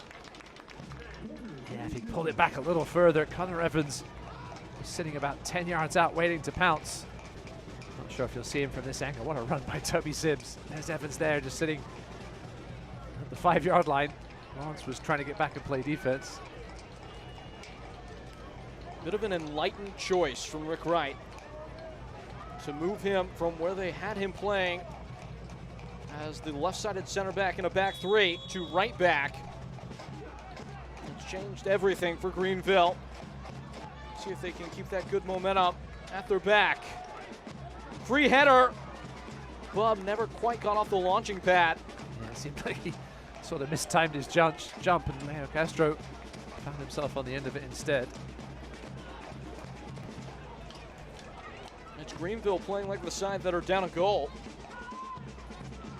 Much more in the manufacture department for chances for them in the second half.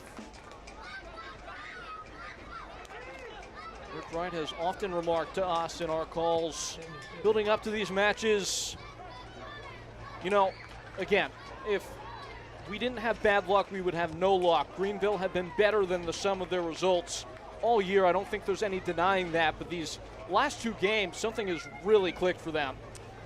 Yeah, they had those 1-0 losses that were kind of taking it out of the players a little bit. They had a players-only meeting, but the performances were still there. Listen, every coach, almost every coach we talk to knows how this game goes. You'll get the performance, sometimes not the result. If you keep getting the performances, the results will come. That's exactly what's happened for Greenville here. They can hold on to this 1-0 lead. Ricketts stroking a ball in behind. Bit of a channel shot. Polak reads it brilliantly and is tugged back. Free kick for Greenville. Speaking of free kicks, those of you watching this game, I want to take a look at the Gabriel Cabral goal for South Georgia Tormented tonight. One of the best of the season so far. Don't tell them to change the channel. Look at your phones for that. You can go check on your phone socials see. after the game. Absolutely wonder strike from Cabral. We saw him do it in his former time with Tormenta. Didn't quite do enough with Miami. Now back in Tormenta and doing what we've seen him do. He doesn't score many non-banger goals, Gabriel Cabral. Miami FC could use some of that inspiration right now. Another great tackle from Connor Evans right at home in the midfield.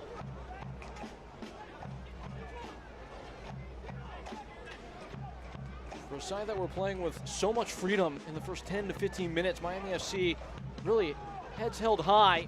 It's been tough for them to connect the dots.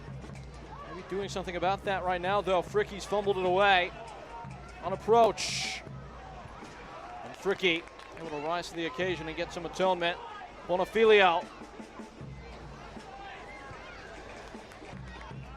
Dodged away by Evan Lee.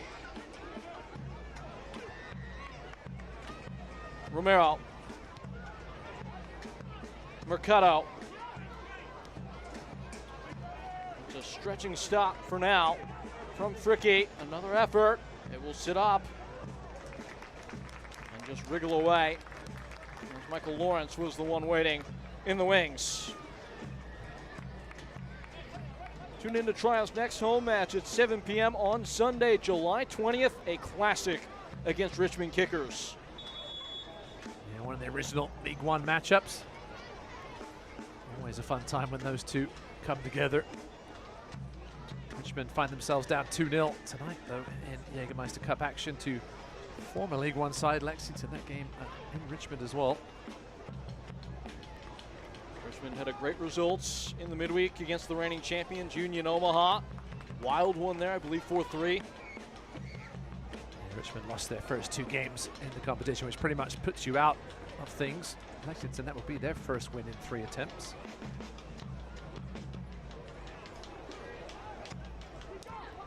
The League One sides have held up well against stout USL Championship opposition.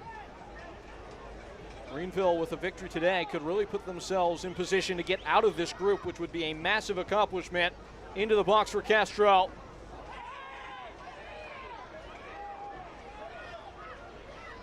Looking down the group, Spokane certainly in with a shout, especially if they can pick up a win later tonight. Watch out. Greenville have to get across the line first. In behind, Seth Torman with a save.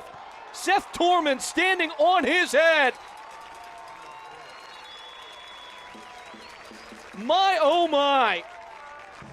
The goalkeeper with the bright hair and a bright bit of working goal. Brandon Fricky just got beaten to the outside by the pace. Torman, superb job coming out, making himself big. That could be a game-changing save.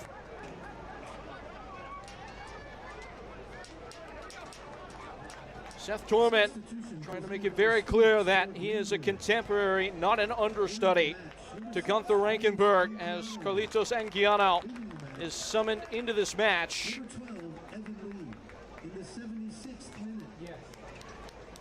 We hit the hydration break, brought to you by Fox Carolina.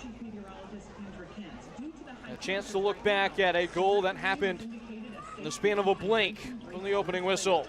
And the turnover. Tubby Sims just looked up, lobbed it over the top. What a run by Robertson. What a finish. Bill Hamid was committed. There was nothing he could do about it. Listen, as a keeper, once you find yourself out there in no man's land, you see him just kind of stand there. He knew he was in big time trouble, especially if there was going to be a finish like that from Robles.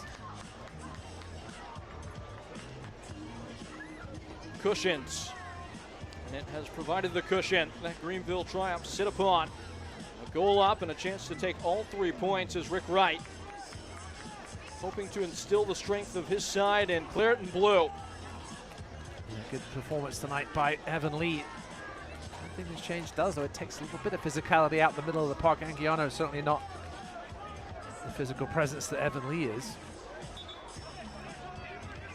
They've done a great job, Greenville, of blunting very potent Miami attack. That's what they've been throughout the year. They have not had that same vibrance today, and Seth Torment, the man who has the ball, has been a large part of that.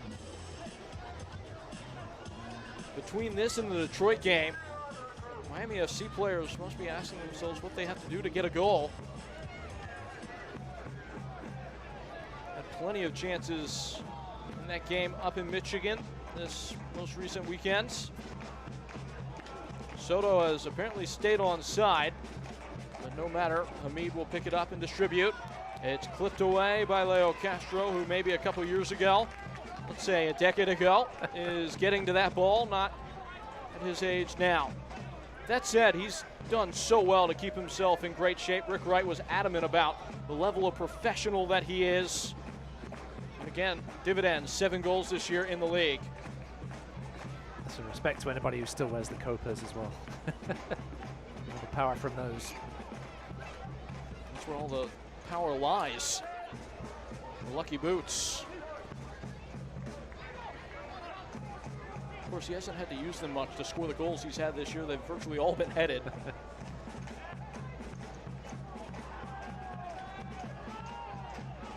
Maybe even bigger testament to the physical prowess and the preservation of athleticism for Leo Castro. Kind of aerial threat that he really is. On exhibit. Can't move free of Olu Akinyodi, and back to Hamid. Miami FC starting to get their arms around the game a little bit more.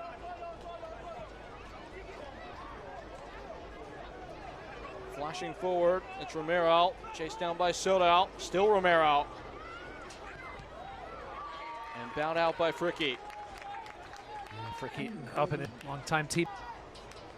A little substitution here. Ricardo Rivera. Not in the 18 the last 2 games. He will be introduced, replacing Mercado. This is his first appearance in the Jägermeister Cup. He's only played 26 minutes since the start of June. Could make a claim for more playing time with some heroics here. Hooked away. Soto finalizing the clearance. Another former League One man. We asked Gaston Madoni about the amount of League One players, former League One players on this roster, and what that says about League One. He said there's pretty close levels between the 2 leagues. He said he's seen it in this competition as well as the US Open Cup. He said he has respect for the teams. Many players just need opportunities at this championship level. He said he really liked a few of the Naples players as we've got 2 balls on the field. Torman backing off. Standing tall at Lawrence. It's another aspect you don't really think about as much as well is that these USL Championship coaches. In by Blanco, headed on straight at Seth Torment. A tar-gloved save from the goalkeeper. It's a thumping header from Blanco. Unfortunately, he couldn't get enough either side of Seth Torment. Placed at the right time once again for the big man. As I was saying, this is an opportunity for USL Championship coaches to see USL League One players in person.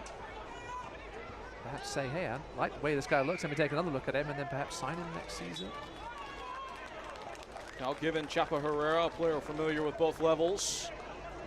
Long-term servant of El Paso Locomotive, but it's a great point. We see the transfer of Luis Alvarez to Tampa Bay Rowdies. That may have been on the books probably in the near future regardless with the kind of buzz that was around that player, but you might be able to expect this a little bit more, that transfer relationship between leagues. It also happens the other way too. Carlos Anguiano, Rick Wright and the Greenville Tram saw him play against Greenville in the US Open Cup for Phoenix. Obviously a guy wasn't getting enough opportunities there, and Rick Wright liked what he saw and signed him. It looks like Anthony Pazzi will come on. Pazzi has had scant action as of late, did get to make an impact in the last Jägermeister Cup game against Battery.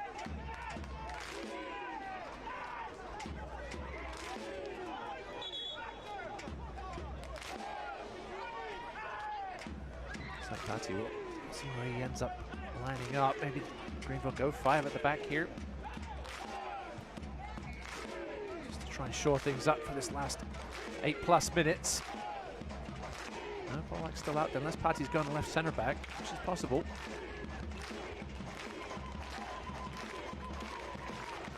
A lot of options, especially with Connor Evans out there, player that came in as a right back. See how that shifts the shape for Rick Wright. Yeah, I asked Rick Wright a little bit about the reversion back to the back 4, and he said he wanted to get Toby back out there at his natural right full-back spot. Still considers, still rather worried that the other teams worry about what Greenville's in rather than adjusting to opponents. It's a poor giveaway there from Evans. Lawrence, a lurching ball in behind, but straight into the clutch. It looked like Patty. Yeah, looks like now 5 at the back. Polak and Sims at wing backs. Will certainly be more like wide full backs in the 5 though, I think at this point. All 5 defenders on the field right now for Greenville have played center back at some point this year. On a long run to the corner is Connor Evans, who just chops the ball back in centrally. That was a risky pass to play. Greenville get bodies back behind the ball.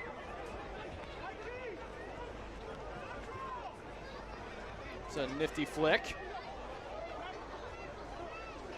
Sarate. Stroked ahead, Romero. Testing those fresh legs of Anthony Patty right away.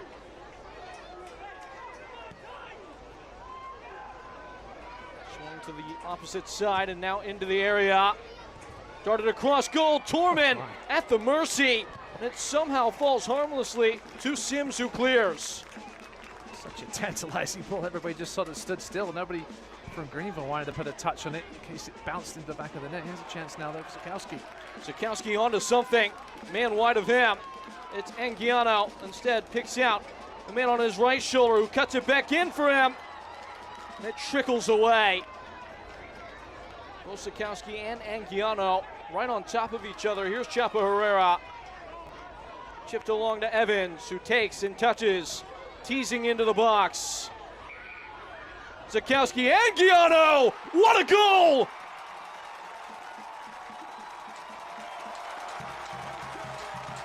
Carlitos Anguiano! A little player with a loud strike, and it's 2-0.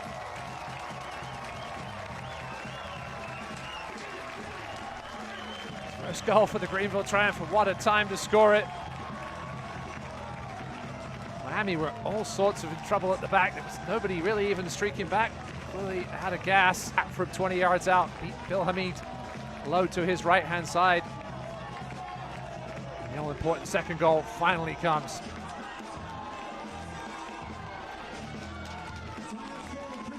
So fitting for a player like Carlitos Anguiano that even his screamers are basically inch-perfect passes.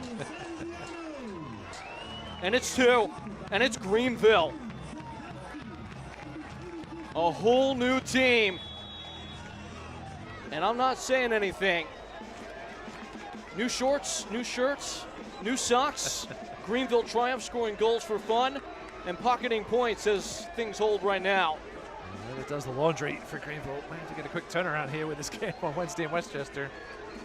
Now, we were told that they weren't necessarily looking to continue to wear these kits if results held up, but didn't rule anything out, all the decision makers at the club. And now Zeke Soto. Looked like he was on his bike for a moment, but the ball had passed out over the line. Certainly those in the know in League One who were watching these Greenville performances during that winless streak knew that this team wasn't far off from producing something. They weren't getting blown out. They were losing 1-0 games, 1-goal games. Finally got it all together here. There's 3 1-0 defeats, 2 draws where they scored 5 goals, 1-1 draw against Naples, one of the best teams in USL League One. Most people knew that it was only a matter of time before Greenville got things together, and he's certainly done it here over these last 2 weekends.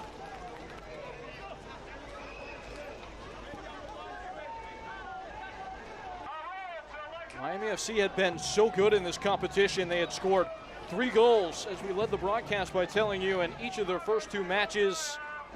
Not today. They have looked pedestrian next to Greenville Triumph. Listen, you have to remember that Zane Bob giveaway was a bit gift of a goal. If not for that, they'd have 2 straight clean sheets against 2 teams that can certainly score when they want to. Miami FC has just looked far from their usual selves tonight. Credit Greenville for most of that. Skying ball into Zakowski, who wants more. Anguiano might want more. Zakowski is fouled. Yellow card.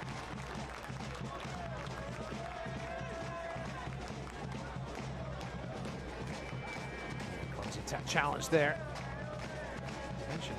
All eyes will now go to that Tampa Bay Naples game on Friday night, and if it's a favorable result there for Greenville, they will hold their own destiny going into the final round of games.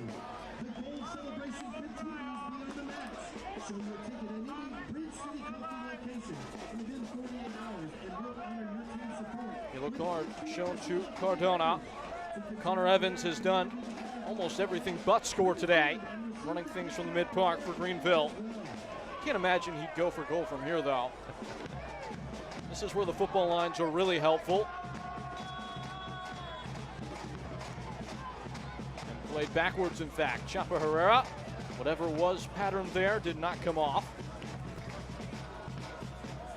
Carlitos Anguiano hurting the ball into the corner. Hamid pressing as if it were 0-0. Greenville triumph. Evans stepping in to intercept. Pollock and Evans. Soto scrambling back on side as Evans continues. Pollock in field. Boy, would that be a cherry on top of this game. Pollock's first professional goal. Pressing on, though, Miami FC. Snapped back. Intercepting Sims. Striking ball in behind now. Taken in tow. The cross. Just nudged away. Not out of danger. Greenville triumph.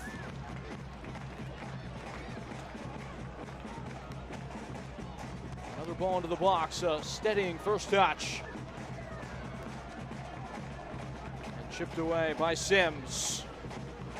Triumph fans will certainly be hoping for a draw and then a Naples penalty kick win.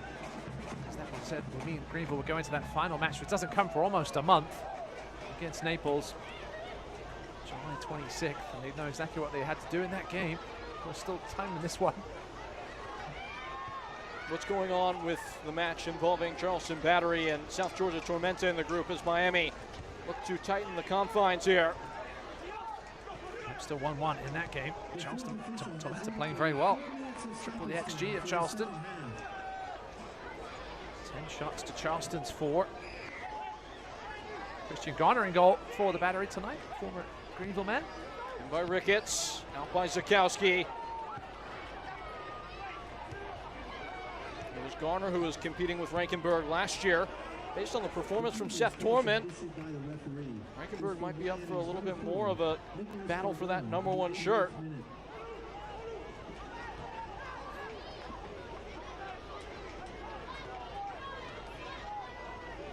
Four minutes of stoppage time. If they can go quick, Miami FC might renew the interest. From distance, it's blocked. Miami FC just going for broke at this point. Straight into the corner.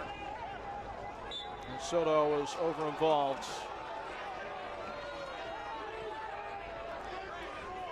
Of course, it does come down to tiebreakers. The first tiebreaker in this group is head-to-head.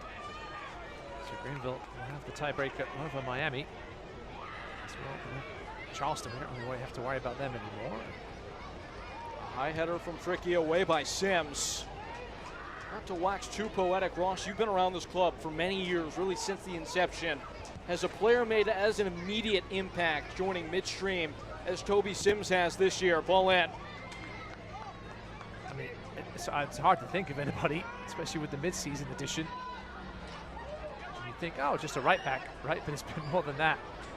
This guy that, especially the fact you got to consider the fact this guy just came off playing a full season in England in League Two. Many would consider perhaps a step ahead of the level of USL League One.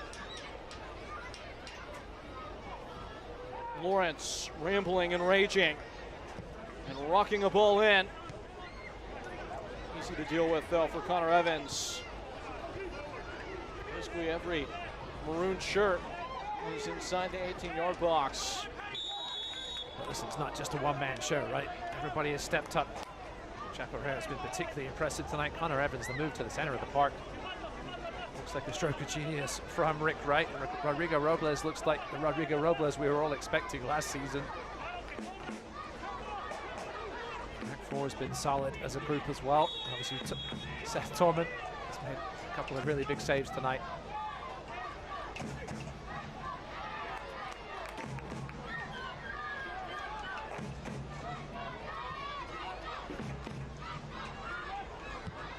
Ball in from way deep. The knock on. Knocked away. And foul given. That might be the last gasp from Miami FC. The foul was given by Francisco Bonfilio, who's had a very, very quiet evening. Let's take a look at the stats that he's produced tonight. He's had 3 shots, 2 of them on target. Most importantly, he hasn't found the back of the net.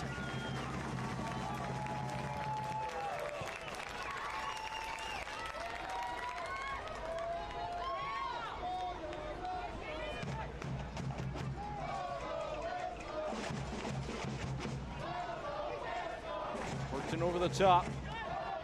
Down by Lawrence centrally. Lawrence going for glory. And Seth Torman was not going to relinquish a clean sheet that easily.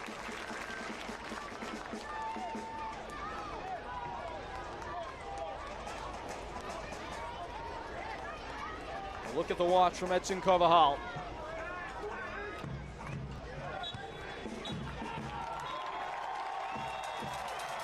Greenville triumph in the catbird seat in Group 6, 2-0. They take aim at Miami FC and leave one on the championship side. Rick Wright's bunch playing with that confidence again.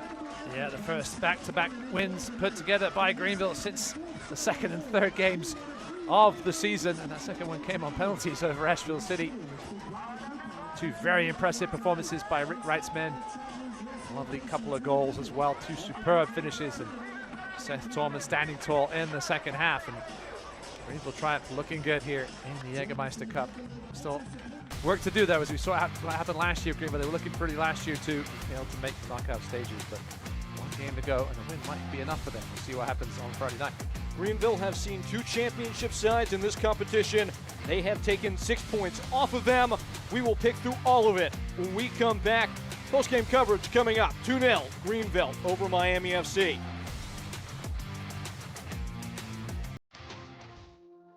Welcome to Wood Creek Dental, where dental care is a family tradition. For over 40 years, we are proud to be a family-owned practice, serving the community of Greenville, South Carolina. At Wood Creek Dental, we believe in quality care and exceptional service. Our experienced dentists and dedicated staff are committed to your oral health. We've invested in modern technology and have created a relaxing atmosphere for your comfort and peace of mind. We prioritize your experience in our calm and caring atmosphere. Our commitment to providing you and your family with exceptional service is at the heart of everything we do, and our patient-centered approach builds relationships based on trust and confidence. Experience the difference for yourself. Wood Creek Dental. Dental care from our family to yours.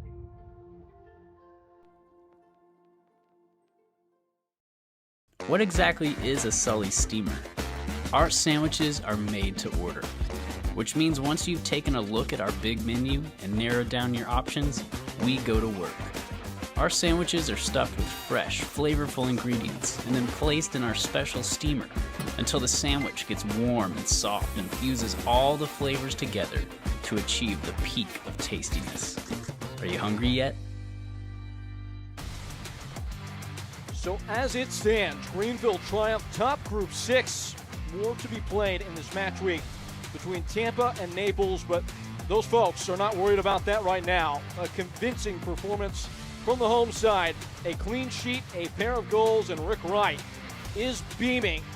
Full-time highlights, Peyton Gallagher with Ross Davenport. These are presented by GSP Airports. And Ross, Greenville, we're soaring in this game. But first off, they had to absorb a little bit of pressure from Miami FC. Yeah, it was a fun first 15 to 20 minutes back and forth. Good headed attempt here, but right at Seth Tolman, one of the many saves for him. That was one of the more comfortable ones. But then it would be a quick start to the second half. The turnover here, Toby Sin looking deep. Puts the ball over the top. Rodrigo Robas with a lovely run and an even better finish to give Greenville the early lead in the second half. Also in the lights of that lovely finish, back-to-back games with an assist for Toby Smith at right back, Sims, I should say. And what a finish it was from Robles. Well, the thing about that goal from Robas is you had no idea what Bill Hamid was, whether he was out or on his line. And here's the biggest save of the night from Seth Tolman, getting low and horizontal. That was enough to deflect that one away. Certainly one of the best chances of the night. This one, Bonfiglio. Kick save and a beauty from Seth Tolman. That would have evened the game at 1-1. And here on into the 80th minute, it's another great chance hit straight at Seth Tolman. And Bonfiglio got it going in the second half finally after being basically anonymous in the first half. And here would be how Greenville would double their lead. Miami caught all up the field. Look at it, there's only 5 Miami players behind the ball here. You got these 2 down the bottom just hanging out watching, and they watch Carlito Anguiano with the first time finish with 20 yards out with authority. Low pass Bill Hamid. You can see what it meant for him, his first goal for the triumph. A beautiful performance from Greenville, the home side, as they take this one. 7 shots on target. Miami FC will feel aggrieved not to at least get a goal here. Yeah, it certainly weren't clinical enough and didn't have what it took to beat Seth Tolman, who was on his game, especially in that second half. Ignore those possession numbers. This was a fair result, 2-0, I think, for Greenville, especially with the clinical finishing in the second half. As we set to step aside in this Jägermeister Cup, the cat is amongst the pigeons in South Carolina. Again, we say Claret and Blue looks awful good on you, Greenville triumph, as they take this one 2-0 over Miami FC and put themselves on the inside track to get out of Group 6 and potentially from USL League One get to the knockout of the Jägermeister Cup, a round they missed out on last year on the final day. Much more to come in this competition, but for tonight, for our crew, I've been Peyton Geller. Folks, we'll talk to you soon. This copyrighted telecast of the United Soccer League cannot be retransmitted, rebroadcast, or reproduced without the express written consent of the United Soccer League.